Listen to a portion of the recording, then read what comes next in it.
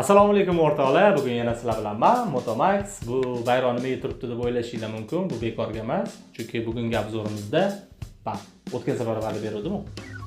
Xo'sh. Baf qaysi yil kim tomonidan o'ylab topilgan?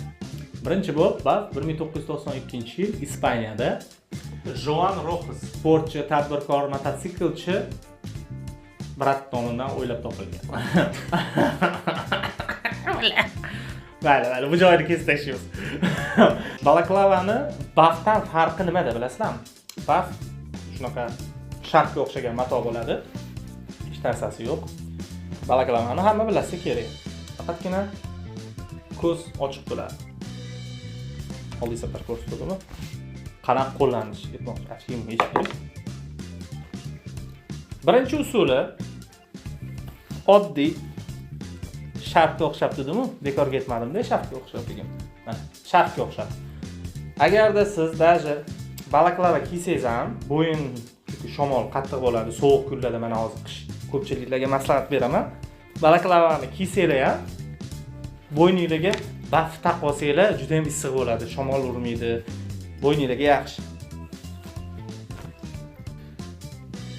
Buni yana bafni qulayligi nimada? Buni balaklavaga o'xshataman kiysanglar bo'ladi. Hozir oyna yo'q deb salon qulaylik yo'q.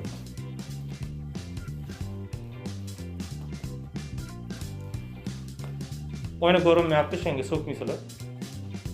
Qo'ldan keyincha ko'rsataman, endi ko'pchilik ham oynaga qarab o'ziga to'g'ri oladi, qanaqa bo'lishi. Balaklava kiysanglar ham bo'ladi. Universalniy narsa juda ham. Keyingisi bo'lsa qo'limda tiqasizlar, ikkinchisini ham bunday tiqib, va oddiygina burasizlar. Keyin sizlarda Karib dengizi qaroqchilari tararon ashuna qo'yish kerak. Tegidan ashuna deb tursa. Ana. Kerakski. Bo'ldi. Ko'rinish shunaqa. Keyingi usuli bo'lsa buni teskari o'girib orasizlar. Tarafini shu yoqqa o'girib turib, bu kiysanglar bandama bo'ladi. Juda chiroyli. Men o'zim mashina kiyishni juda yaxshi ko'raman. Kim ko'rib qolgan bo'lsa mavzuda. Chunki bu issiqda yurganingizda quyoshdan ham asraydi, xohlasanglar. Buni bundoq bir olsanglar bo'ladi. Quyosh bu yoqda bo'lsa tog'ga chiqib ketganda ham, tog' uchlariga qanaqa tadqiqot ishlarini olib borishga chiqqanda ham yoki poxodga chiqqaningizda ham bemalol